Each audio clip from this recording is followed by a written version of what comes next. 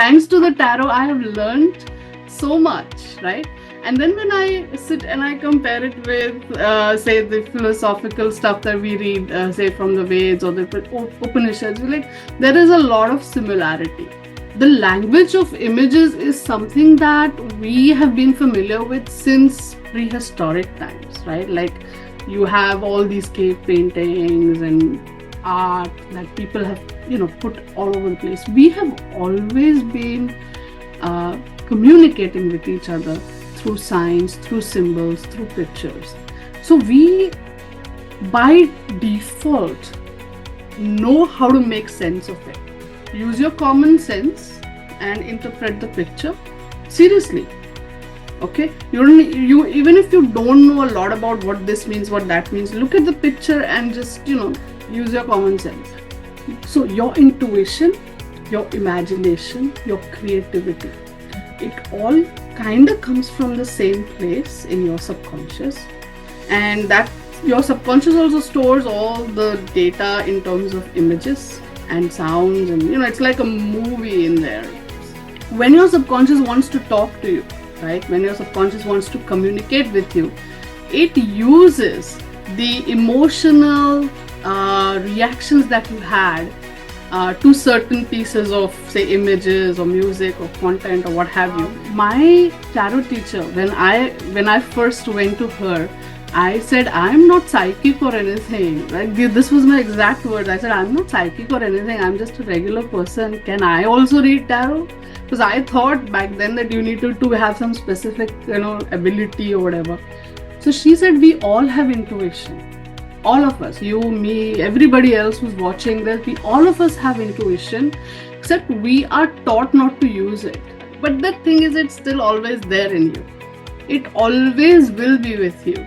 It's just what she said was, you have to start using your psychic muscle again. That's what she said to me. Where the tarot really shines, in my estimation, is it also tells you like what you can do to create some change if you want one. For instance, if someone wants to know, okay, will I get this job? Maybe they've gone and given an interview already or whatever, and the cards are like, nah, not happening. Okay. But then you can ask the card, so what can you do to maybe get the job?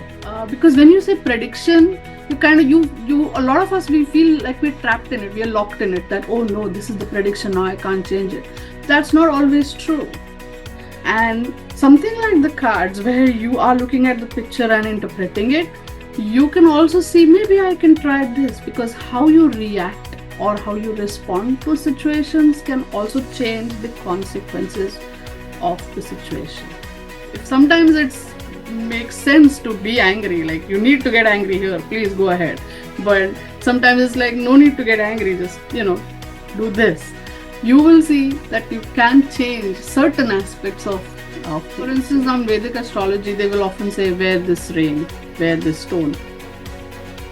Those stones will attract those energies, they will bring that energy into your into you, which is all fine.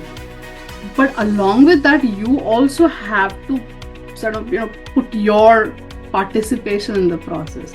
You can't just say, now I've won the ring, bas ho gaya, nothing, I'll not do anything, everything will happen. That's not how it works.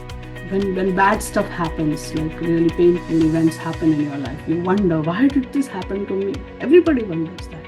Why me? And sometimes the answer is really simple, and sometimes the answer is a little bit complicated. Like the simplest one is, like, the cards will tell you that's because you acted like an idiot and that's why she left you, right? Try with as you work with the cards, try to develop a little bit of detachment, right? Because I think a lot of the upsetting or the sadness or even the extra happiness that comes is because we are so attached. And I know it's a very heavy thing, but overall, try. I think all tarot readers should have certain, like a code of conduct, you can say. So for instance, whatever is said within the reading thing, whatever, like people can, they might tell you their deepest, darkest secrets, their personal issues. it is confidential. Number one, you can read books, you can study for courses, you can do this, that, you can learn systems and this and you that's just knowledge. The learning, the true learning happens when you experience it and when you go through it, right? There are so many different courses, there are so many different sites that have all these different meanings in it, and what happens as a beginner, it can be a little intimidating. It can be like, oh my god, there's so much, and you feel scared, like I don't want to go there, it's too much to learn. That is also the thing. So that also prevents a lot of people from stepping into the tarot and just picking it up for themselves. So keep it simple, and as you get comfortable with it, grow.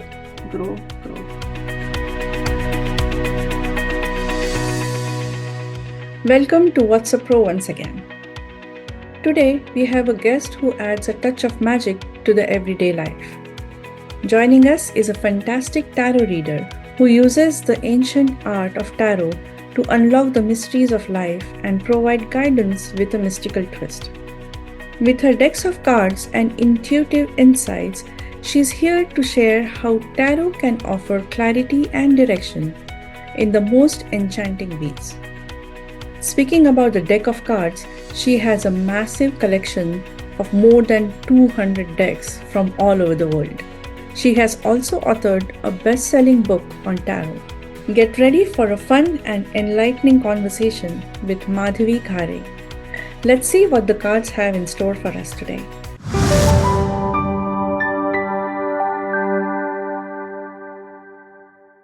Welcome, Madhavi, to What's a Pro. Thank you. I'm glad to be here. So, tarot reading. What is tarot? Let's talk about tarot first. Let's start with what tarot is. Acha. It's wow. It's not very easy to like define it. Like the 3 Idiots मध्ये आमिर खान कसा definition देतो तसं मी definition नाही देऊ शकणार. But what I can say is the tarot is a very you can say it's a very old system of divination, or one of the many different systems of divination that came about in very western part of the world, म्हणजे Europe मध्ये primarily, because तिकडे oh, I'm sorry, can we do English, Marathi, mix, or whatever? Okay. Whatever you're comfortable. Because whenever I'm talking to you, I get so comfortable talking in Marathi, right? I'll put subtitles. Right, like, so what happens is I feel like, oh, here's another Maharashtrian person, like, just be normal. I don't have to be in English all the time. Yeah, but I will try my best. Okay, so the tarot is a system of divination that was that really sort of took form and evolved over a period of time, but very much in the Western world.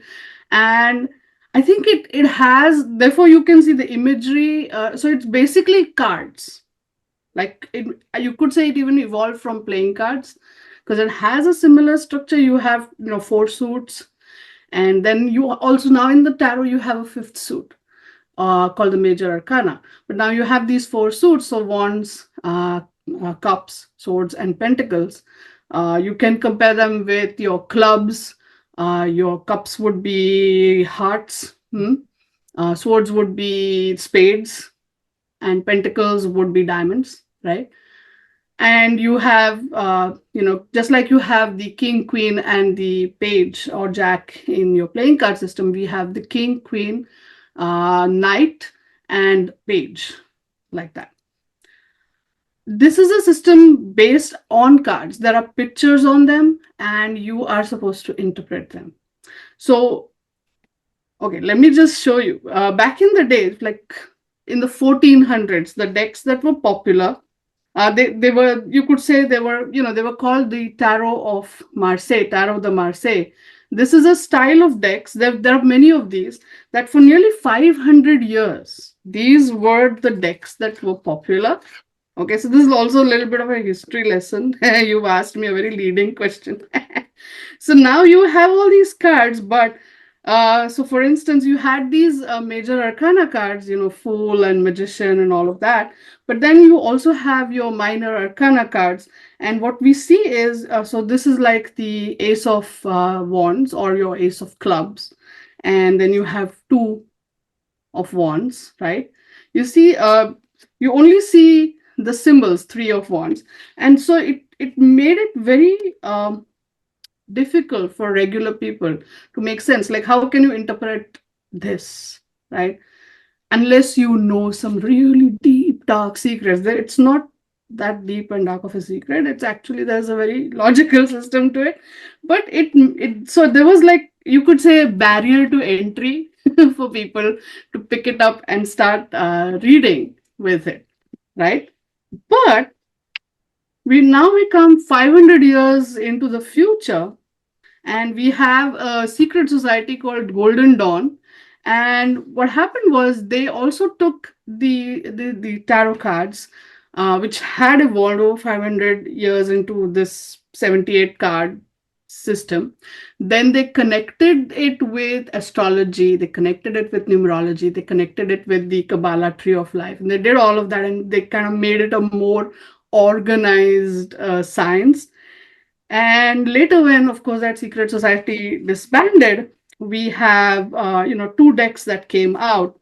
The first one, and this changed everything. This one was the uh, Rider Waite Smith tarot, actually. So Arthur Edward Waite was the brains behind it.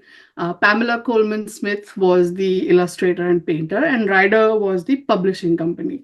That's why it's called Rider Waite Smith. And they came up with decks where the pictures were a little bit more than what we saw in the earlier decks. So, like, this is the ace, but now the Two of Wands or the Two of Clubs had this picture on it. And see, now when you look at this picture, something happens. You're like, wait, what is this guy doing? What's he looking at? You start wondering. You start thinking, wait, is he like having a globe in his hand? Is he looking at the sea? Does he want to travel? Does he want to go and see the world? Your imagination, I mean, the interpretation of this image is kind of limited by your imagination.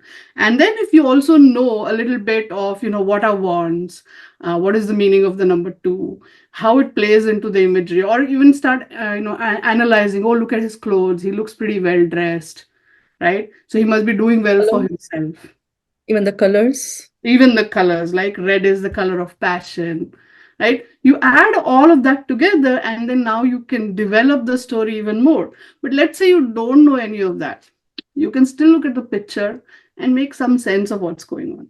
So this, when this started happening, that changed everything, right? Now the earlier barrier to entry that I was talking about, that kind of lifted, and people started understanding and exploring what the tarot cards could bring to the table. Meanwhile, there was another deck, and again, I have to mention this because this deck is stunning and beautiful. This one was created by Aleister Crowley and painted by Lady Frida Harris. And so, see, the images are beautiful and very, very evocative. This is the Chariot. Okay, but let me also show you. However, they did keep the original sort of style, but with the thought twist, I would say. So this is your Ace of Wands, but the Two of Wands now look like this. Okay. So what they did is they combined all the information from the previous system, and then they made it a little bit more colorful. Really, really, the images are stunning. And there is, again, they incorporated astrology, because if you look closely, there will be, you'll see tiny astrological glyphs here and there in the pictures. So they incorporated astrology, numerology, and tarot, and Kabbalah into it. And so now, yes, you can say this is more like a little advanced version or a little more colorful version of the Marseille. But the Rider-Waite still, to date, like 1910 onwards till 2024, more than 100 years have gone by. It is still the number one deck, very popular today in the market. So And all the other decks, a lot of people have come up with so many different kinds of decks. A lot of them, they follow the pattern set by your rider weight. So So rider weight is the base. it is important. It's good to know these others also, the Marseille and the Thoth, because that really kind of broadens your perspective as well. You understand the basis of certain things as to, okay, like for instance, I didn't know this. Even, as I started learning, I wasn't like into my astrology or the Kabbalah aspect. I was like, this is a bit too much. That's fine. You can increase your information or knowledge as you grow, but yeah, it's fun because now suddenly, like, once you understand, like, okay, why does this number mean this? Like, a lot of times people are like, oh, the number 2 is about connections, and it's about choices, it's about options, right? So for, like the number 2, in numerology, and you're like, why? It goes back, you go back all the way, and at least that's how they have created it in the Kabbalah system, and they've incorporated all of that, and the tarot really brings it together in a very nice way. So What is Kabbalah? oh, the like, as I said, all of these systems are very much out of the Western world, which is very much steeped in Judaism and Christianity. And as you may well be aware, Judaism is kind of the original, kind of, you can say, religion or uh, base, philosophical thought process base or whatever. And from that, Christianity emerged, and later even Islam emerged from there. So they have a very similar mythological base from which their whole culture evolves. So Kabbalah is the very mystical component of that. So to compare, in Hinduism, we have our Ved and we have the Upanishads. So the Upanishads, if you read them, they have a lot of the philosophical content. They have a lot of the spiritual, deeply, not religious, but spiritual content of, understanding and different ideas and philosophies. And the Upanishads are primarily just like debates, right? Like, people are gathered and they're kind of talking, and the debate is kind of recorded and knowledge is transferred. So the Kabbalah has a similar, you can say, place where it talks about the origins of the universe and other philosophical thought processes that go into it.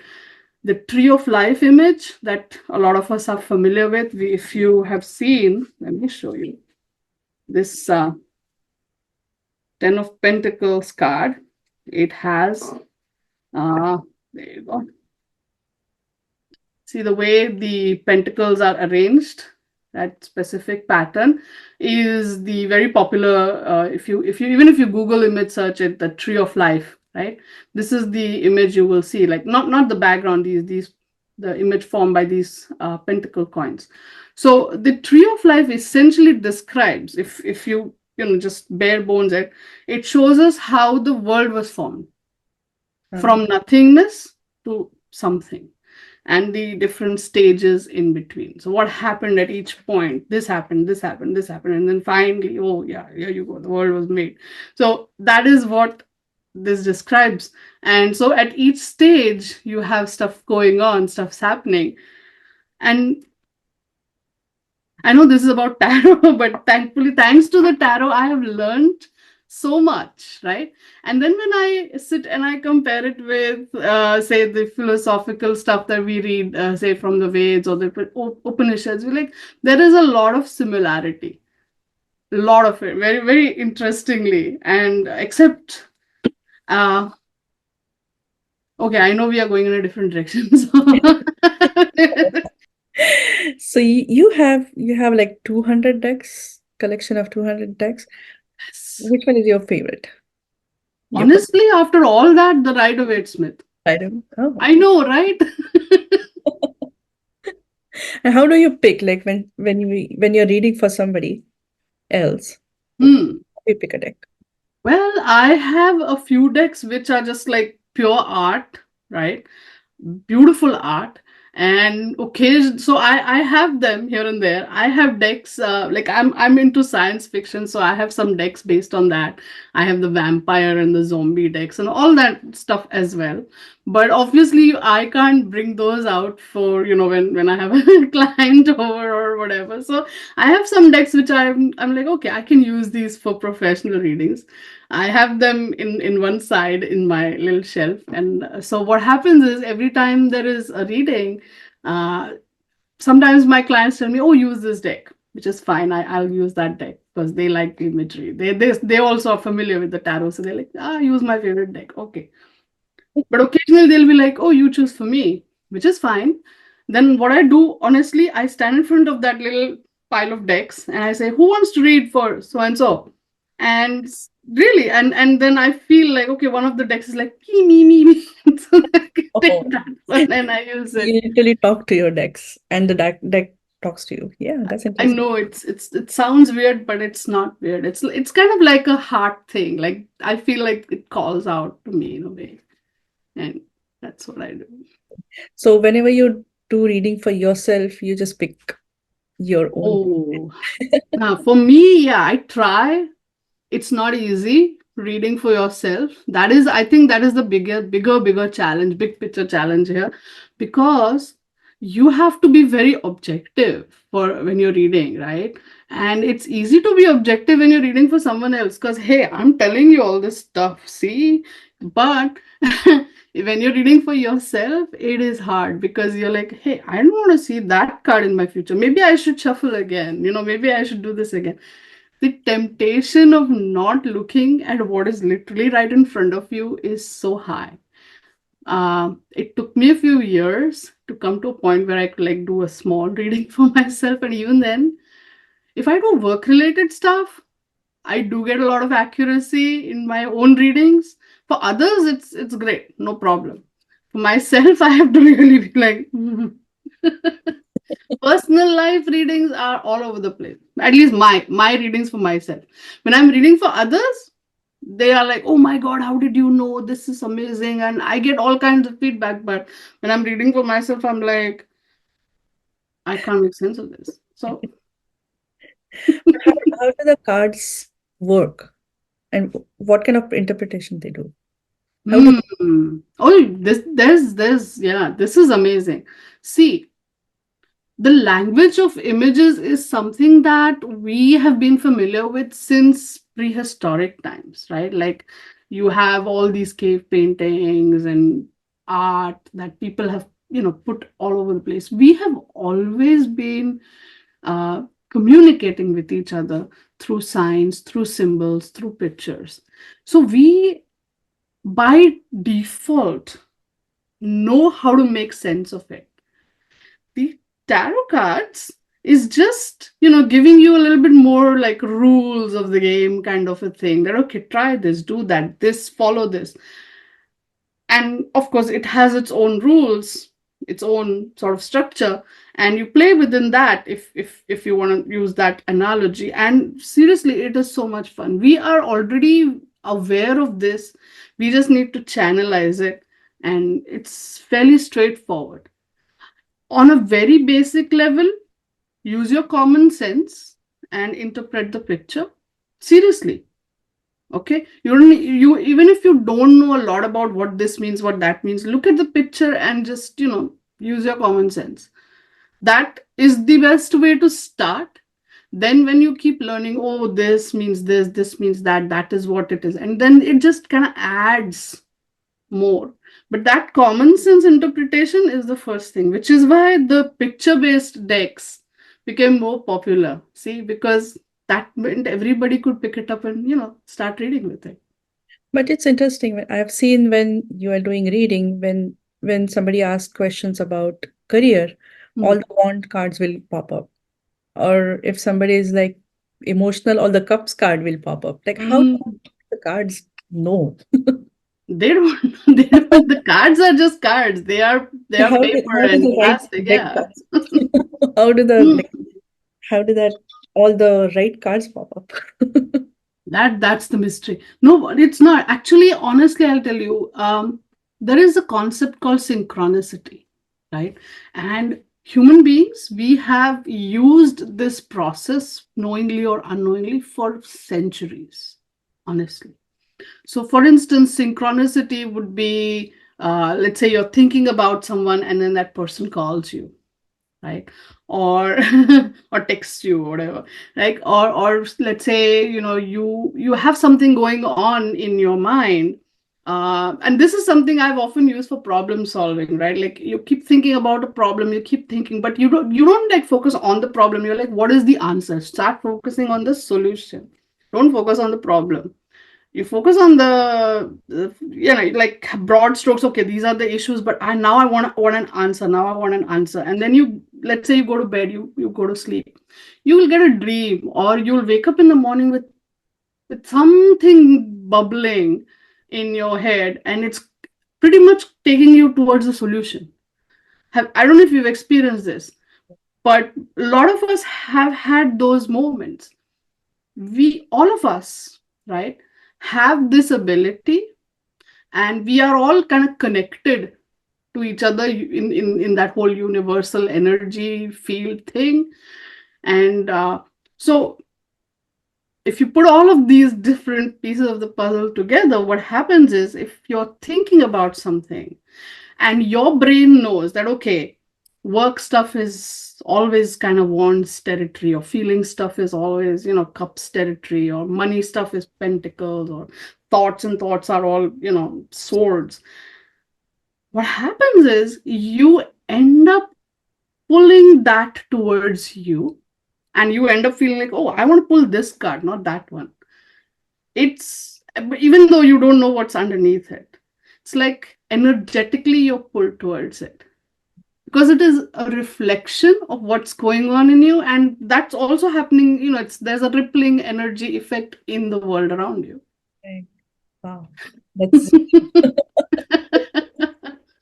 Now, plus, if you really want to get into it, there's also a lot of stuff written by Dr. Carl Jung.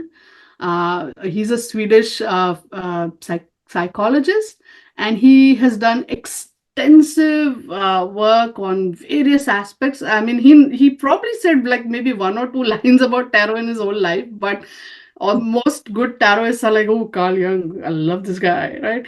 Because a lot of what he has said talks about the deeper psychological aspects. Like you have archetypes, right? The major arcana cards, they are pictures of archetypes. Like when I say mother or father or free spirit or teacher or wise man or, destruction, or, when you say these words, immediately some mental images pop up in your head, or at least an idea pops up into your head that, oh, mother will be this person, this kind of a person, or father should be this kind of a person. You see those archetypal, that those are archetypes, and again, that's a concept Kalian came up with, and you'll see that in the major arcana cards and other cards as well. So it's all there. it's all connected. It's all, Yeah. How does intuition work in this? Does intuition play any role? of course, honestly. So your intuition, your imagination, your creativity, it all kind of comes from the same place in your subconscious. And that your subconscious also stores all the data in terms of images and sounds, and it's like a movie in there. Lots of archives. Your subconscious, think of it like an archive, and it's got everything, your memories, your experiences in full color. It's all in there. What happens is, when your subconscious wants to talk to you, right? When your subconscious wants to communicate with you, it uses the emotional reactions that you had to certain pieces of, say, images or music or content or what have you. And it says, oh, okay, so when she sees these, like if you like, I like to watch these cat videos on the internet. Who doesn't? And I'm like, oh, so cute. So whenever that feeling like, oh, so cute, has to be communicated to me somehow by my subconscious, I'll feel like, oh, I'll remember that cat video that made me feel that way. And I'm like, oh, so my subconscious is trying to tell me something's really cute, right? Or sometimes it'll throw me words, because I also read a lot, so we have words in my subconscious which have, like bigger, feelings attached to it. Or sometimes it'll have pictures. Sometimes I'll remember movie scenes or scenes from a story or a book that I have read.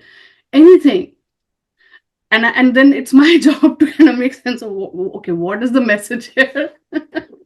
So when we do that using the cards, it's kind of making life a little bit easier, because we've already, when we've studied, okay, this image means this image means this, or this little component means that, we've already given a lot of, like, we've filled the dictionary in our subconscious. And then the subconscious is like, okay, how about this, how about this?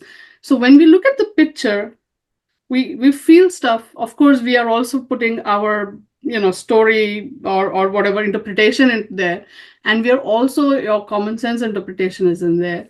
And then whatever else your subconscious is trying to tell you is in there, and it all comes together and very nicely. Like, we don't even know we are doing all this, right? I'm breaking it down, but it actually happens so fast, so quick. And then you're like, wait, this is what's going on. You can actually grow your intuition with this, practicing just this. Or just practicing tarot, you grow your intuitions. Yeah, like pull a card and do a reading with it. I was going to ask the other way around. How do you develop your intuition to do tarot? But it's the other way around. No, see, I'll tell you one thing. My tarot teacher, when I first went to her, I said, I'm not psychic or anything. Like, this was my exact words. I said, I'm not psychic or anything. I'm just a regular person. Can I also read tarot? Because I thought back then that you needed to have some specific, ability or whatever. So she said, we all have intuition. All of us, you, me, everybody else who's watching this, we all of us have intuition, except we are taught not to use it, right? I mean, if you think back, you go back to school, or you go, like we are told, don't use, imagination. Just focus on the whatever's in there in the textbook, or just pass your exams or get so much marks. It's like they just wash it. But the thing is, it's still always there in you. It always will be with you. It's just what she said was, you have to start using your psychic muscle again. That's what she said to me, and I'm like, what? Okay, but it makes sense, right? It's like a muscle. Maybe you haven't used it, now you start, and the tarot gives it great exercise. That's very fascinating to know that. Because I was always thinking, oh, we have to work on our intuitions to get into tarot, but I never knew with tarot will help us. Trust me, because I still see myself as a very rational and logical person. I do, strangely, but but now I also see myself as a little bit of an intuitive person. So It's interesting. How was your first tarot experience? Like, mind blowing. I fell in love. tell us about your first encounter with Oh wow. tarot. Okay. This was I was in my late 20s, right? And I was a mess, truly. I was a mess. Let's not even go what kind of a mess. It was a big, big, big, horrible mess. I was a mess. I had no idea, because see, I, was always very dissatisfied with what, standard life had to offer. Like, okay, get a job, get married, have kids. I mean, like, for me, I was like, seriously, no. So but yeah, I'm not saying it's a bad choice. I'm just saying it just didn't, make me feel um as interested or invested or excited about it. And I was always like, my life has to have some purpose. What is the purpose of my life? And that question, because, like, in school, you see people, or you see other of your school friends going, oh, I want to become a doctor, engineer, whatever, and they're just so serious, and they have become doctors and engineers, and you're like, good for you, but I never really knew what I wanted. And so finally, you do this, you do that, and you finally come to a point. I came to a point in my life where I was just hopelessly, just like a mess, right? And so I was wondering what to do, and I was sitting in this restaurant that I used to go to, and I was sitting there and just like this, and this lady comes up to me very randomly, and she starts chatting with me. Like, if you've ever lived in Pune in Koregaon Park, it's a common experience back there. Like, people just start talking to each other, which is fine. And I was chatting with her, and we got along, and we were talking like a couple of days, and then one day she said, why don't you get a tarot reading? If you have all these questions, maybe a reading will give you some way out, an answer. And I was like, all this is just a sham. They'll tell you you'll meet some tall, dark, handsome guy, get married, have 50 kids, whatever. I don't know. None of that has ever happened, because I have shown my the astrological chart. I had shown it to a couple of people, by then, dragged with my friends, kind of like, let's show. Everybody will tell you, everything will be fantastic, but really nothing fantastic happens. So you're like, this is a sham. So she said, no, no, this reader is not like that. And so I was like, fine. She was just, but it worked out great, because then and so this lady that I met was called Sona, and she was an American lady who had been living in India for a very long time. She was a follower of Osho, and she'd come, to be in the ashram, which is in Koregaon Park, as a lot of people may know. And she had been a reader for like 60 years or so. She was like, forever. She had just been reading. So I didn't know all of that, but I knew a little bit. And so I went, and Sona started doing her reading, and it was just mind blowing. I saw a couple of cards. I remember I saw the High Priestess, I saw the Star, and I saw the Wheel of Fortune. And I was in love. I was in awe. I don't know what happened to me. Something like that had never happened to me. Like, I've fallen in love many times, with guys and stuff. Ugh. But nothing compares to what happens when I still look at the cards today. I'm like, right? It's like that. So it was just like, whoa. And after the reading was done and everything, and I looked at, so that's when I asked Sona, I was like, I'm not psychic or anything, can I also learn? Because in my head, now see, here's my rational brain, I was like, oh, I'm paying her so much for one reading. This is so amazing. I want to do this every day. I can't afford to pay her so much every day. Maybe if I learn, I can do this, a million times, and I don't have to. Right? That was my brain, starting up and saying, maybe we can, save a bunch of money here. So I asked her, and she said, sure, you can also learn. You don't have to be like psychic or whatever. Where she told me about the psychic muscle. And then a few days went by, and then she called me, and there was a bunch of us, and we had our class, and that's how I learned my tarot. So Yeah. that was your beginning. It was fun. So are there any other techniques that you use with your tarot? Like any other kind of decks? I know Lenormand. I Oh yes. Oh How about yes. regular playing cards? Oh yeah, yeah. We can do readings. Honestly, you can read the future. This whole divination, you can do it with literally anything. I'll tell you. Back in the day, in ancient, I think Babylonia or Sumeria, there's a system called geomancy, where they used to have these little, big. How do you say? Flat beds filled with mud. So if you have a question, you have to go to to them, and they'll give you a stick, and you have to think of your question and start poking that mud, and they will count how many times you made that, and if it's odd, if it's even. So you have to do that several times till they get the certain number of odd evens, and then they will do a reading. It Yeah. So I mean, people have been literally doing this, so you don't even need much. And this was from there, they used to make a chart which is very similar to our astrological chart, by the way. So they're kind of sister sciences. a lot of ancient civilizations, they used to look up, they have tracked the movements of the stars. I mean, our Vedic astronomy, astrology also comes from there, and other cultures have also had this, and there's a lot of overlap there, and it's brilliant. So seriously, you can use anything to do divination if you're that way inclined. But yes, in terms of card based, it's called cartomancy because it's card based. We have our tarot. We have a system called Lenormand. These are 36 cards. This is a very popular deck called the Rana George Lenormand. I love it.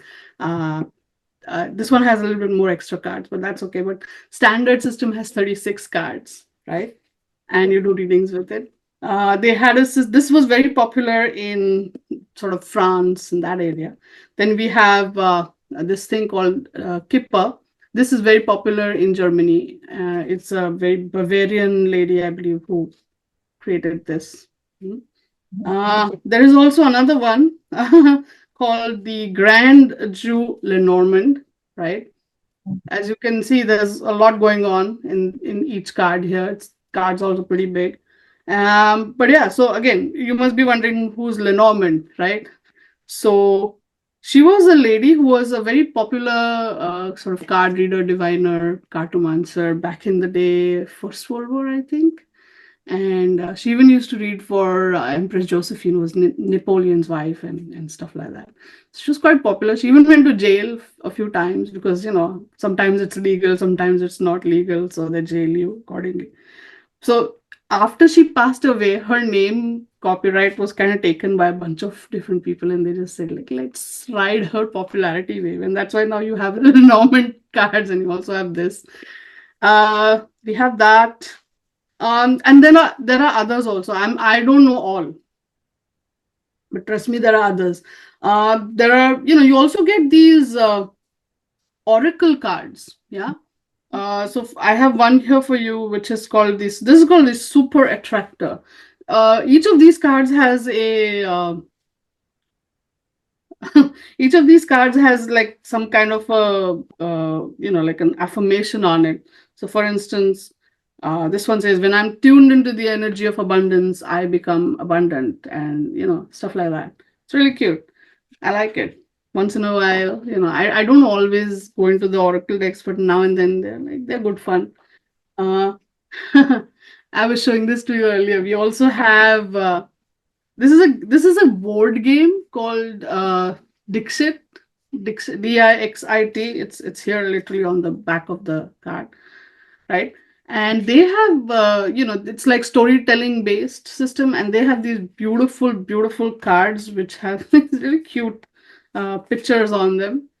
And the whole thing is to make a story with these pictures.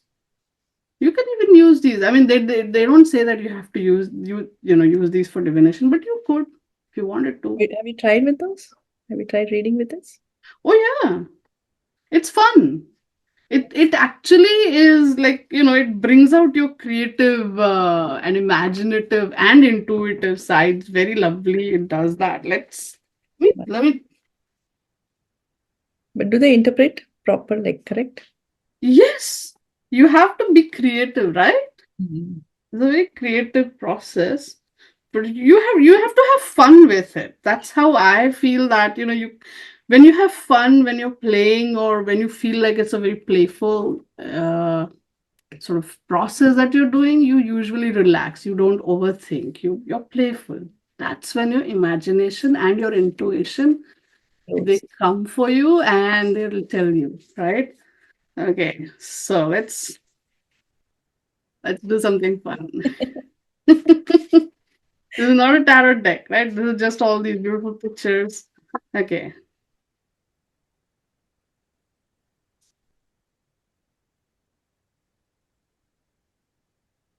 Oh, look at this. So I pulled out these two cards. We have this little girl Mhm. with a boat, right? Mhm. I mean, it looks like she is a big island and there's a boat here, right? Like how in Moana you had, right? So yeah, so this is like, you are, and she's, look at her, she's dreaming. She's looking at this boat, and the boat could could talk about, transportation or movement, and then there's either sunrise or sunset over here. This is a very dreamy, imaginative kind of a moment. And so I'm like, okay, this could be like a little, imagination trip, or what else can you call it? New journey. There you go. You're starting. And then I pulled this one with a snow globe, right? And it's interesting because I feel like this guy, he's trapped in the bubble, right? Oh, He's, hang on, let me see. You see look. it better? Yeah. So, he's trapped in this bubble. And, but then if you also now go crazy here, right? If he, let's say he's in outer space, that bubble is saving his life. But if he steps out, he may not be able to breathe. But then, depends. So now, depending on what you feel when you look at it, right? Because now this picture can be interpreted in two different ways. You may like, oh, he's trapped in a bubble, or you're like, wait, if he comes out of that, he could die. So this is saving him. So now you have to really, now if I pulled these two together, right? So I'm going to, connect the dots. Right? She's imagining maybe going away on somewhere on a trip or something, but maybe she feels like she's stuck, she's trapped, and if she gets out, it might be difficult for her. So look, she has to face that scary monster. Hmm? She has to face that scary monster. She will, if she looks around, she'll realize that that is not a scary monster. It's just her own fears creating that shadow, right? Do you see a monster in this picture? No, it's their shadow on the wall there, actually. So the scary monster is not really scary monster. It's just your shadow on the wall that's making you afraid. So you can keep going with this. That's how you interpret. Yeah, there you go. Then I pulled this one now. So now you gotta, put all the pieces together of this puzzle, and you gotta see. Now, if you see these are different planets, right? We're all connected. Connect together. There is no need to be afraid. The whole world is out there waiting for you. You can go explore as much as you want. And you can say, well, fly free. Wow. Spread Right. your wings and fly, right? So there you go. Right. So this was the reading you did it for me or in I general? just, yeah, randomly I just pull the cards. So Just to show, like, it's not that difficult. You just need to have a very playful perspective and common sense, and look at the picture and make stories up. so when you do reading for someone Mm. else, what's the process? Take us to the process. Like how do you prep for the session? How do you choose a deck? You told us how you choose a deck, but which spread Ah. to use? Like take us to the process. So when someone reaches out, usually it's they either they book on my site, or they, like, if they know me, or they'll email me, or they'll somehow connect with me, and we'll figure out. Most of the times, what I like to say is, as long as you know the question, you should ask the correct question, right? No, I'm not correct as in you should have asked the question of, like, focusing on what you want to know. Okay.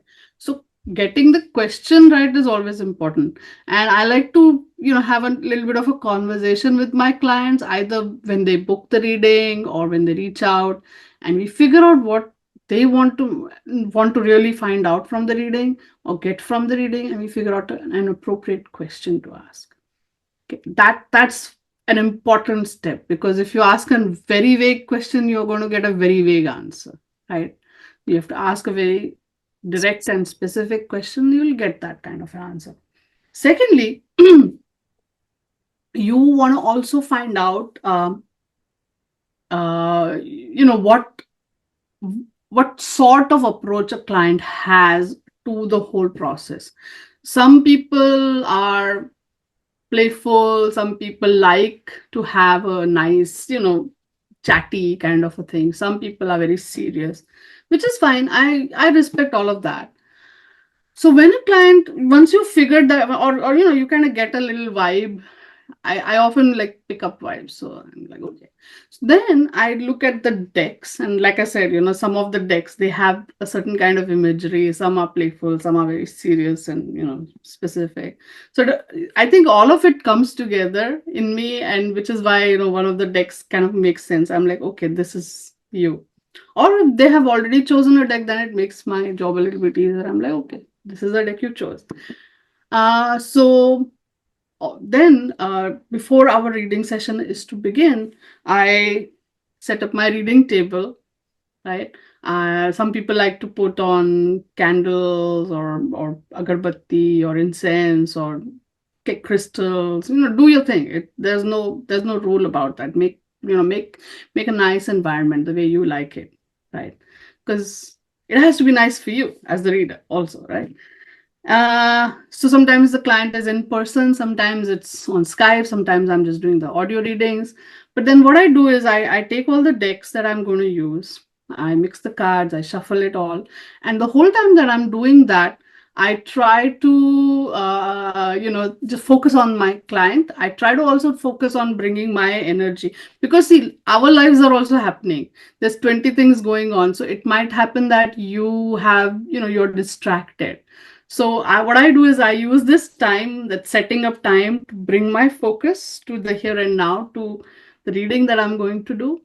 Then I usually take the date of birth and the location of the client, and I focus on that. I'm like, okay, so I say a prayer before I begin.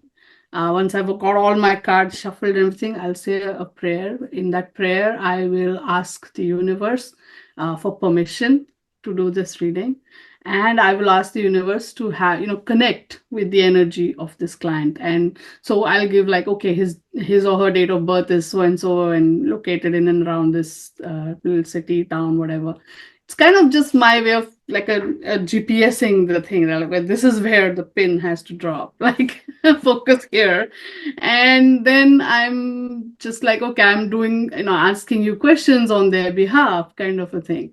So it's more like a lot of affirmations I tell myself, and I'm speaking it into the universe. And so then I'm like, okay, now I'm focused. And then we start. So whatever questions either they've chosen ahead of time or we figure out in the session, you ask that question, and you pull what is called a layout or a spread. Now you asked me, okay, earlier also, like, do you have different spreads? We do have different spreads that focus on different kinds of questions. So for any aspiring tarot students, I would say that make sure you have at least 5 or 6 different spreads, like 100% in your head, where you don't have to look it up. You can just in your sleep also you can pull the spread.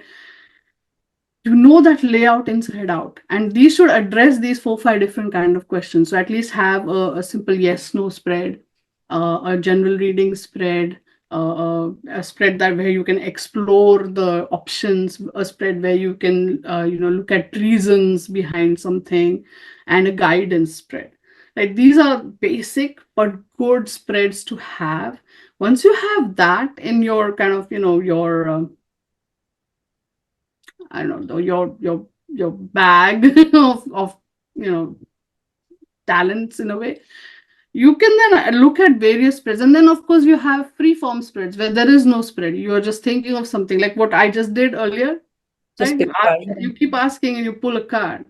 So yeah, that's and you build that story from there. So depending on the question, either you have a spread that can answer it properly, or you just pull a few cards as much as you feel like, and it's all your comfort, how you're comfortable with them. And so now I bring my tarot, I bring my Lenormand and my kipper, and I put all together and ask the questions. What kind of questions generally people ask? I know it comes from some relationships or whatever, but other than that, have you come across any like different questions from anyone? And how has cards help? Well, yeah, you have your standard typical, will we get married? When will I get married? When will I get the job? Will I get this job? Those are great questions, because there's no point making fun of them, because, well, that is how life is, right? A lot of people, we go through it. Even I've gone through it, you've gone through it, I'm sure everybody has gone through it. So there's no point making fun of those questions. Those questions are part of our things. Very But important questions. where the tarot really shines, in my estimation, is it also tells you uh like what you can do to create some change if you want one. So, for instance, this is an example I like to give. For instance, if someone wants to know, okay, will I get this job? Maybe they've gone and given an interview already or whatever, and the cards are like, nah, not happening. Okay, okay, but then you can ask the card, so what can you do to maybe get the job? So, if there is a second round, right? Maybe he didn't do so well in the first round, but somehow makes it to the second round. So, what can he do to impress the heck out of people in the second round? We can ask that question. And that is where the tarot really shines, because then it will tell you that, okay, do this. Maybe you need to be more confident. Maybe you need to dress better. Maybe you need to present yourself better. There are things that will come through. Wow. Yeah. And I think that is the more, because when you say prediction, you kind of, a lot of us, we feel like we're trapped in it. We are locked in it, that, oh no, this is the prediction. Now I can't change it. That's not always true. And something like the cards, where you are looking at the picture and interpreting it, you can also see, maybe I can try this, because how you react or how you respond to situations can also change the consequences of the situation. So if something happens and you react angrily, for instance, then the consequences are going to be very different, compared to, say, something happens and you react in a very reasonable manner. So those two stories will go in two different directions, right? Yep. So depending on what you see, you can change it. If sometimes it's makes sense to be angry, like, you need to get angry here, please go ahead. But sometimes it's like, no need to get angry, just do this. You will see that you can change certain aspects of things. So you're not really locked into it or trapped into it. You can find Cards ways. will properly guide you. They do, and they are so much insightful. Mm. Okay, so there are systems where they'll say, do this ritual or wear this ring. Like, I am not saying that all of it is bad, but there is also, what I feel is, along with those rituals, for instance, on Vedic astrology, they will often say, wear this ring, wear this stone.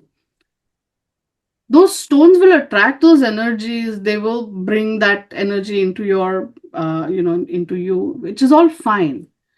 But along with that, you also have to sort of put your participation in the process. You can't just say, now I've won the ring, bas ho gaya, nothing, I'll not do anything, everything will happen. That's not how it works. You got to also participate, right? Now tarot doesn't always have this kind, but the system by itself is not saying, oh, wear this ring. That all that other stuff is, other people with their other knowledge that they have, they bring it. That's fine. uh, what I like is that tarot says this is what you can do as a person. Like, whether you wear the stone or you do this ritual, it's a different story. You can do all of that, but what can you do as a human being? Your part. You have to do your Ah, the cards will show you that. The cards will tell you, if you ask the questions. Because a lot of people, right? When bad stuff happens, like really painful events happen in your life, you wonder, why did this happen to me? Everybody wonders that, like, why me? And sometimes the answer is really simple, and sometimes the answer is a little bit complicated. Like, the simplest one is, like, the cards will tell you, that's because you acted like an idiot and that's why she left you, right? That literally, and your cards will tell you to your face that, look, you behaved badly and that's why this happened. Or sometimes the cards will tell you something really deep, something really meaningful, and it helps to kind of sit with it and to make sense of it. So it's not just cards. And I always like journaling. I always like, sitting with those thoughts and letting them do their thing in your head. And journaling helps you write it down, get it out of you, unravel it. And a lot of clarity comes through. So it's a process. process. Yeah, it's a process. So, have you come across any clients who are like very skeptical? They're like, okay, let's try it out, but I'm not pretty sure. How do you deal with them? It gets easier as you spend more time in this field, I suppose. Back I met this one person back when I had literally just started, like maybe it was my third or fourth reading or something.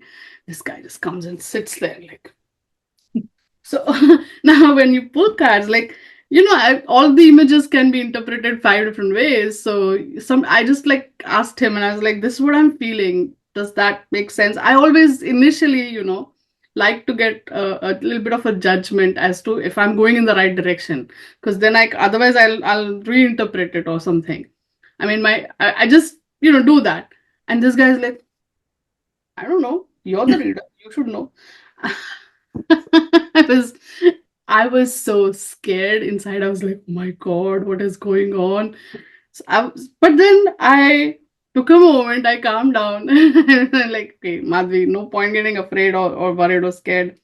Maximum, he'll just not do the reading, right?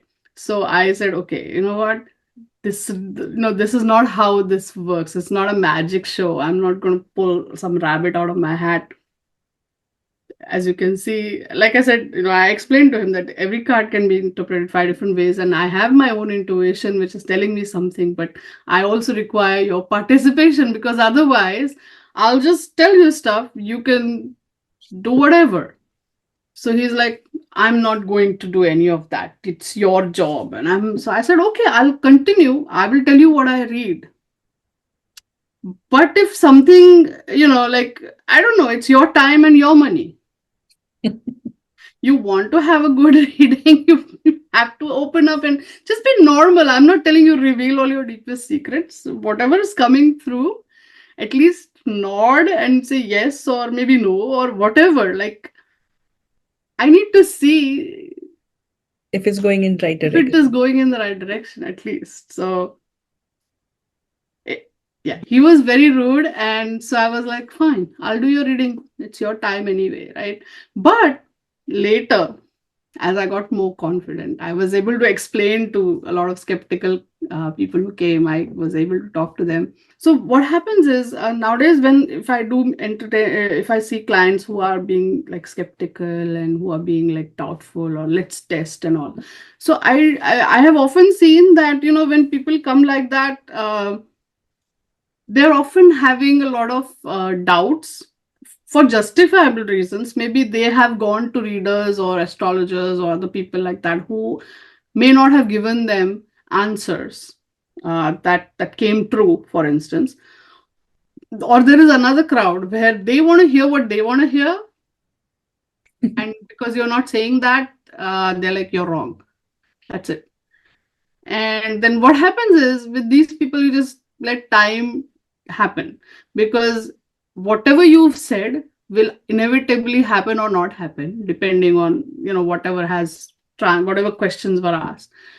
And then maybe they realize, I've had people who've come back after years and said, well, I did a reading with you like 5 years ago or whatever, and it was right. And okay, but sometimes, or but there's, so it's that's how it works. So you have to try to explain them as best as you can, that their participation is also essential, it's also important, it's also it's something that gets things moving in a way that makes sense for all of us in that reading. It's all about energy, right? You to Mm. create energies. How do you keep yourself safe with those energies? Are there any practices that you follow? There are the prayers that I say when I begin the reading, and also the prayers at when I begin my day, right? There is a very interesting meditation where you imagine that you are surrounded by white light, like protected by white light. You have to also, you really, really have to have some kind of even if it's like 2 minutes a day, it doesn't have to be like 20 minutes karte jao types. No, no, no. 2 minutes a day, just sit and ground yourself, right? Try, with as you work with the cards, try to develop a little bit of detachment. right? Because I think a lot of the upsetting or the sadness or even the extra happiness that comes is because we are so attached. And I know it's a very heavy thing, but overall, try, because as you distance yourself, you feel like, okay, you can handle things. At least that's how it's worked for me. Um, Other practices include, sometimes I will wear a tourmaline bracelet. Not sometimes, every reading I'll wear this tourmaline bracelet. Tourmaline is a great protective energy stone. Sometimes I nowadays I put a bunch of crystals. You'll find crystals in little bowls everywhere. I've got two bowls right here. There you go. I've got this one bowl. There you go. See. I even put little trinkets in it. Stuff that's meaningful to you. I've got another one here. I don't know. This again, slippery slope, just like buying decks. Yeah, They just like really buying. work, or you feel that it's working? I feel it works. It works because I feel it works. So who knows whether it really works or whether it's they're just so pretty and the little dragon part of me is like I like my pretty shiny baubles. I don't know. It's all of it. Honestly, see, it works because you believe it works, right? And because something very, very primal, very, very pure, something very, very genuine inside of all of us is it resonates with that, with this energy. So it works. Yeah. Are there any rules that you follow while doing reading? Like nobody should touch my cards or Okay, it depends reader to reader. Okay, some readers prefer that clients don't touch their card. Some readers are like, just put your hands and energize it, and rest of the reading. I'm okay. I go with the person sometimes, and I sometimes ask them, "Do you wanna?" I don't mind. They're like, "No, no, you pull." Okay, I'll pull. So it's that happens only in person readings. So when it's on not when it's an online reading or whatever, I'm the one pulling for my client. So that's what's going But on. I heard you have to charge your cards or Mm. something. How do you do that? Like, and what do you mean by charge? So as I said, these are paper, really, honestly. But because you have attached so much energy to it, you have attached so much feelings to it, you have attached so much meaning to it. So what happens is if you use them over and over and over, they get tired, or at least you feel like you're getting tired or they're getting tired. It's something like you pick it up. But there are different ways of then, charging them up, right? It's kind of refreshing. It's like when you go take a shower every day, kind of a thing. It's like, feels nice, right? Similar, you don't wash them, of course, because they're paper. No, no, no. Uh, I like to put them in their order from 1 to 10, all proper cards in their order. But some people also like putting them in the sunlight, in the moonlight. You put them in like crystals.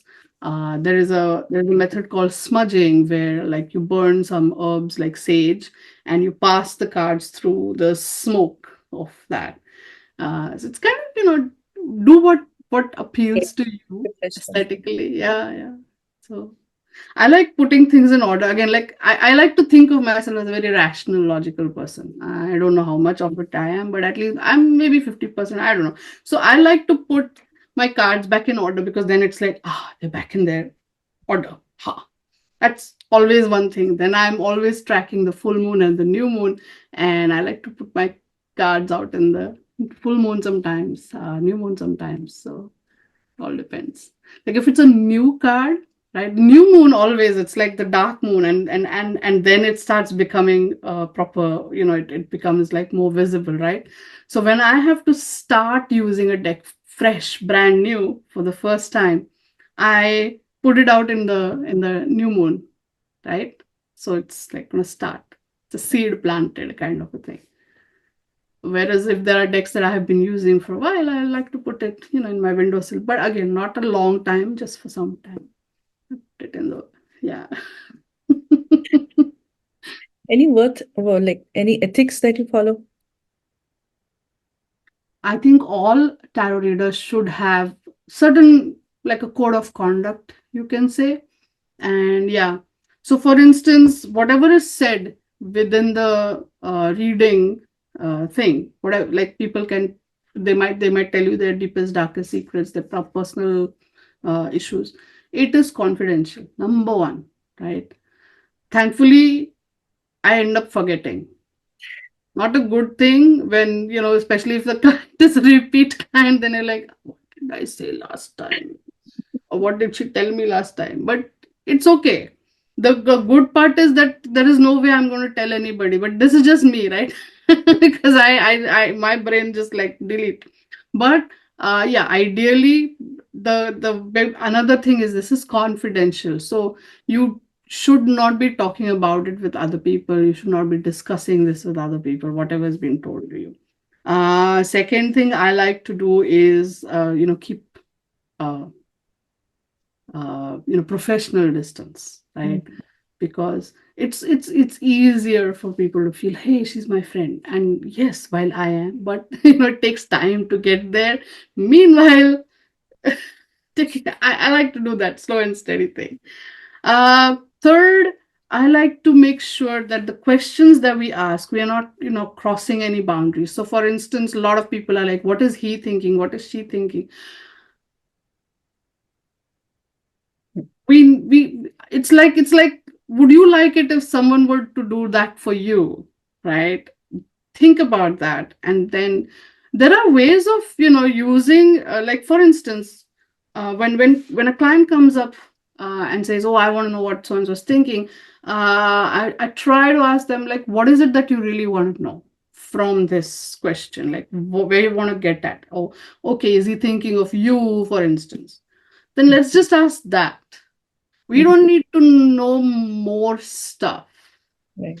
beyond necessary, or more than that. Even if instead of asking why is he thinking of you, where are we going with this? Oh, you want to see if y'all will get back together, then let's ask that question, Mm. right? Let's go to that main. So you have to sometimes dig deeper a little bit, and you're like, this is what you really want to know. So you don't need to see into someone else's life without their permission, right? Because that's important. Right. Right. Those are the certain rules I follow. And sometimes you get these questions, oh, black magic, or I try to not do those readings. I honestly don't want to. That's an area I don't want to step into. It's something that just repels me fundamentally, and I don't want to go there. So, Right.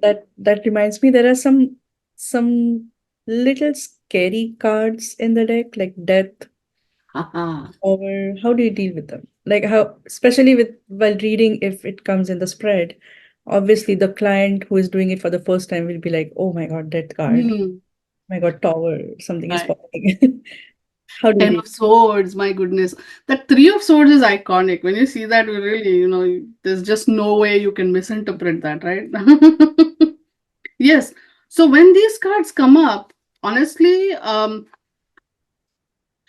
in the moment that I'm just doing the reading, I just quickly say, "Hey, this card means this," and like I try to dispel the fear as best as I can. So I know the word death, and then you see the skeleton, and we're like, my God, this is scary. But see, here's the thing, this is a phase that we all go through, right? Whatever begins finally ends, right? So if you are alive, then one day you are going to die. It's a fact. It's not avoidable, unfortunately, or fortunately. Maybe fortunately, because we have such a short life, we have to appreciate it, right? Now, death here is very, very symbolic, right? It's not going to say, oh, you're going to die, someone's going to die. It's talking about an ending. So you have to really bring it down to the very core value of that card, core energy. This is an ending. So if we are looking at, say, a job related question and this card comes up, then yes, maybe this job is ending, right? Or relationship is ending. This is an ending, and this is something that you will have to go through. And I believe that the cards are, they have good stories to tell, and sometimes they have not so good stories to tell as well. And in life, there's good, there's bad, both happen. And sometimes, and not just sometimes, in fact, at all times, unless something ends, something new will not begin, right? So you should not run away. And that is one lesson that the cards have taught me, that you should not run away just because you see that, oh, this is a horrible thing or bad thing that will happen or something painful, hurtful is happening. Maybe you can, find a better way to deal with it. You can ask the cards also. But if it is happening, then you gotta allow that to happen also sometimes. Right? So while death means endings, we also have this one, the devil, which people are like, oh, devil. But devil here, interestingly, this is again one of those, I like to call them the mixed bag cards, because the devil is very much talking about the how we are tied to the material desires that we have created. Okay. So that's why we see this young man and young woman, and they're chained here to this devil, right? These are the material desires we have created. We have built this up, and we are now chained to them. That's what this card is talking about. So the devil is not some, scary figure like in the card. This is a devil we have made. This is our self-created devil. So when I see this devil card, on one level, it does say, hey, lots of money, because material things will come, but that money is going to come with a lot of strings attached, right? So it's 2 o'clock. So in a job reading, sure, you'll get a job. This job will pay you really well, but it will make you work so hard. You will slog so hard. You will work overtime so much that you maybe, you'll have money in the bank, but you probably won't have time to spend it. Right? Those are the strings that come with it. Now let's look at this one, the tower. This is actually a very scary card, more than the death and the devil, because this comes suddenly, like the lightning bolt we see here. This comes and it will just out of the blue come. Now the tower here represents the structures that we have built in our life, right? This could be habits, this could be our life itself, that we have put in a certain routine or certain principles that we say, oh, this is my principle. These structures, they have a purpose, they serve the purpose, but once the purpose is over, the universe will be like, that's it, done, and it will break that tower. And that's what happens, like we are caught unawares in this card. So this card is therefore actually more scary, because this comes out of nowhere and you're not expecting it. It's like boom. And then, so all of these structures that we have built, again, all of this is self-created. So these are structures that we have built in our lives. And then when they are when the universe realizes that this is not serving you, universe is like, so khatam karo, finish it, boom, and it all falls apart. This is actually, that's why it's scary, because it's sudden. But then once this is experienced, you can then say, okay, you can rebuild, you can restart. And that is the whole point, because now it brings you back to, because the next card in the story is the star, where everything is now peaceful again. So you can basically then start over, right? And so it's what I try to do when these cards come in, is like how I have explained to you right now, very quickly and in very simple language. I try to explain that to my clients as well. And so they're like, okay. And then this also sparks a discussion, like from the tower, I'm like, so which areas of your life have you created these long-standing structures? And how have they supported you, but also not supported you? Right? Because what happens is, once we have a habit that we built up like that, that is one of the structures. We have created that habit because it was good for us at one point, but maybe now it is not, because now you have become so locked into it. And it becomes restrictive. And when it happens a lot, then maybe that has to go. Something like that. It's interesting. So while talking, I can make out that you have understood life very well with these cards, using these cards.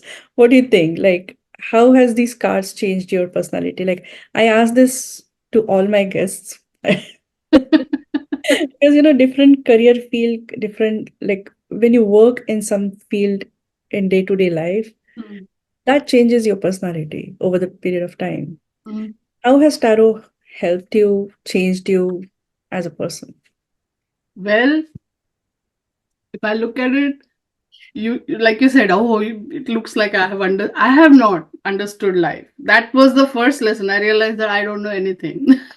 I mean, you can read books, you can study for courses, you can do this, that, you can learn systems and this and you that's just knowledge.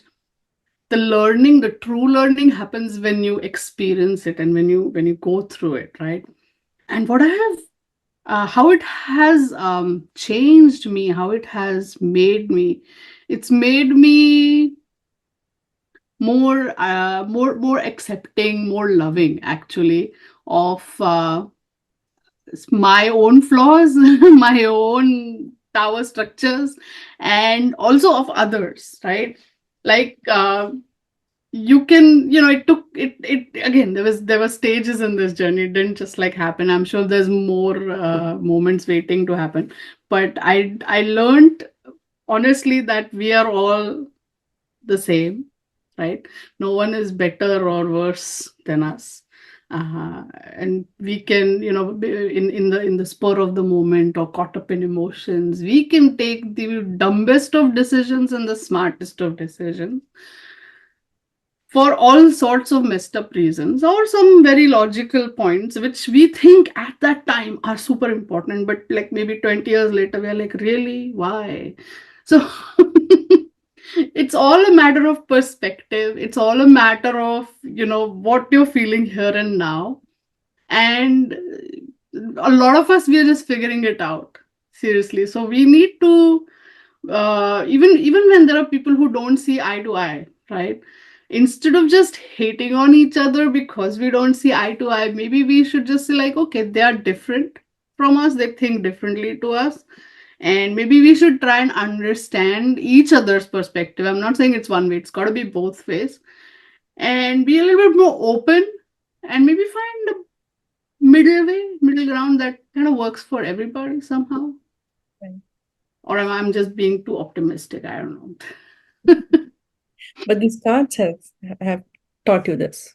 Yes, honestly, because I was a loner my whole life, and I think somewhere I still am. I still like my alone time. I'm very comfortable with my with my solitude. I'm that people have accused me like, come out of the hermit card, like see this hermit card, how he is standing in there. Oh, that's kind of sort of my favorite card on some level. This guy, right?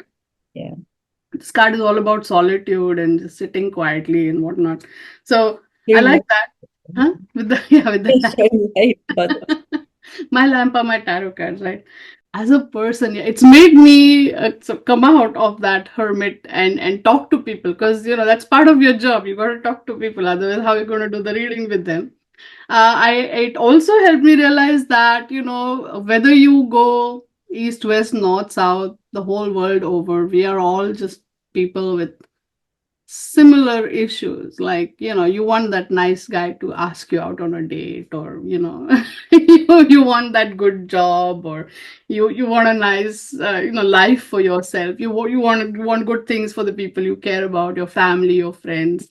We we're all similar like that. You know what I'm saying? We are not really different. What else? Other stuff could be different about two different people, but at the core of it, we just we all want to do nice things for ourselves and for the people we care about, right? So we are all kind of same, really. so true. So just for fun, as you said, you look yourself as hermit. So when you see somebody, do you remember, oh, this person looks like this card? That that, happens. that That connect. that does happen. I occasionally will just see certain behavior in people. I'm like, oh, hey, this card, right? Like this is so much. Stop being. For like there is a card called the King of Pentacles, right? He's supposed to be very routine oriented. and he loves his routine, right? That's one of the things about him. So I often find that when my certain routines are upset, I get really like, so then my mother often tells me, Madhvi, just calm down. What why? It's just, something that happened 1 day or 2 days. I'm like, the King of Pentacles is not happy. I, it's like, think about the cards. They are different shades of your personality. We all have them. So, that part of me is not happy. Or sometimes there's, things going on. I'm like, this is crazy. And I will maybe pick up a card like, oh, this card is happening. That's what's happening. It's fun. Like, I had a tower moment. It was like, aha, like kind of, that. Or I'm gonna be, in my temperance card, just chilling and just, evolving and understanding. And so yeah, it does come up in my daily life. yeah, it does, yeah. So, any advice for newcomers who want to learn tarot Oh, about? absolutely, absolutely. Join my class. No, but I was going seriously. to ask. I was I going mean, to sure, ask what any courses you recommend, but yeah. yes. Oh, there are, okay. Let me tell you one very thing. Start simple. Don't overcomplicate it. As I said earlier, this tarot, there is so much, right? There is, people have put so much into it. Oh, suddenly it's like, it's not just you're interpreting pictures. There's astrology, there's numerology, there's Kabbalah, there's this, there's that, there's psychology, there's falana timka. There are 50,000 things. People will just, you can pack into it because it's very archetypally, there. However, at the end of it all, like, all that knowledge is good, and please accumulate that knowledge also, no doubt about it. But when you're starting, start very simple, very, very simple, because I keep going back to, how I learned with my teacher. And if I had not learned that way, I would have been all over the place too. Because all of this extra stuff, she told us right at the outset, I don't want to teach you all that because I don't feel it's necessary and whatnot. And that was her perspective. She had her perspective, which is fine. For me, I'm crazy about, like, oh, I need to know more. But start simple. Keep it very simple. Keep that basic uh, foundation very, very simple, very, very uncomplicated, right? So when you look at the card and you're like, oh, see, now for instance, I have this card I got from my reading today. This is the Seven of Cups, right? Forget what cups mean, forget what seven means, forget all of that.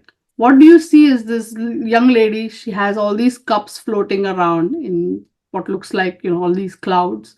So maybe she's imagining it, maybe she has, manifested it.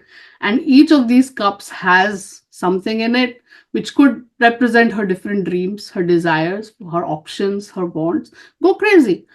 When you look at this, then instead of, bringing all the other stuff, just look at the picture and say, wait, she is conjured this up because maybe she's wearing this little witch hat. So she's brought this up. She's visualizing that she wants all this.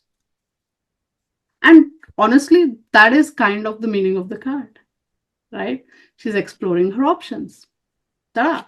So then you can go deeper and like, oh, cups is water, water is feelings. All right. Then, oh, these little things, oh, the rose symbolizes this, the heart symbolizes that, this laurel wreath symbolizes. So you can go into all the symbolism. You can then, it's like, oh, she's now choosing amongst this. But ultimately, bottom line, after knowing all the meanings and all the symbols, you still come back to the same base meaning that she's, either she's imagining or visualizing or trying to make a choice amongst what she's got, all the different options or her desires. So keep it simple, because from there you can go up and you can come back to it. And the simpler it is, the easier it is to remember also. And then whatever else you have learned, it just adds to it. So gradually grow there.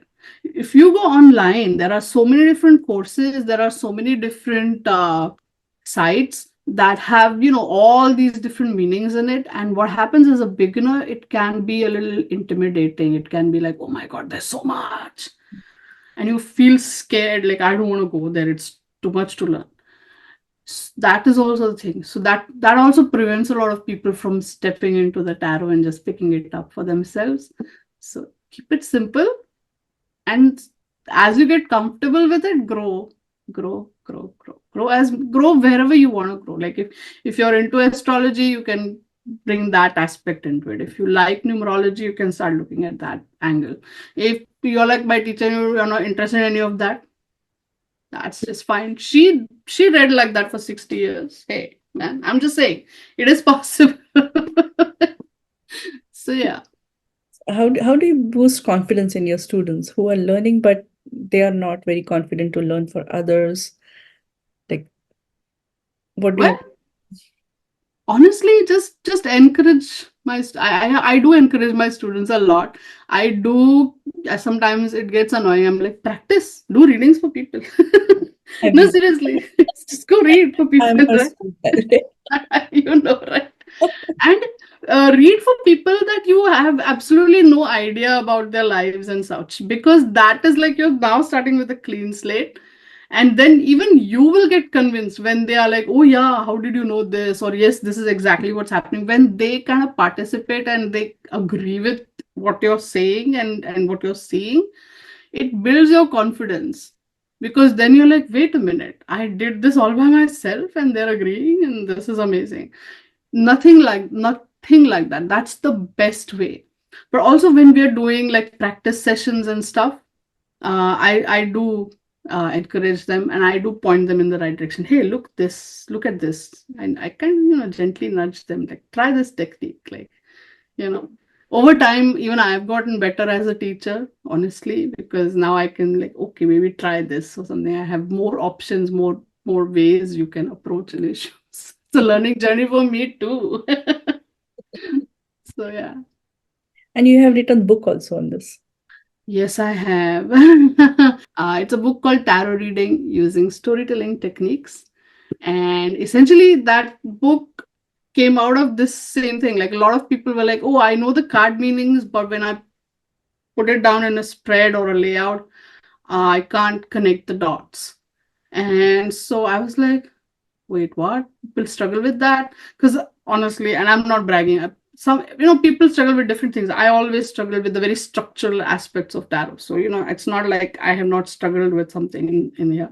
So I was like, okay. And so what I did is I started to really take a very rational, detached look at what I am doing, and I broke it down and I put that in the book. So That's nice. So is it available in US, or like where is it? mm, it's Okay. available worldwide on Amazon. You can get the paperback or the Kindle version, whichever works for you. I'll put the link in the description. So Please, thank you. I like your website also. It's called Tarotically Speaking. How did I come up with that word? Like, I like that, tarotically. Yeah, I used to often say theoretically speaking, like when I used to talk about stuff with my friends. So I think it can happen from there, like theoretically speaking. Within the tarot terms, like okay, I had a nice I had a 5 of Pentacles day, which was like a horrible day. Or sometimes I had a hermit moment, like like my hermit card is always there.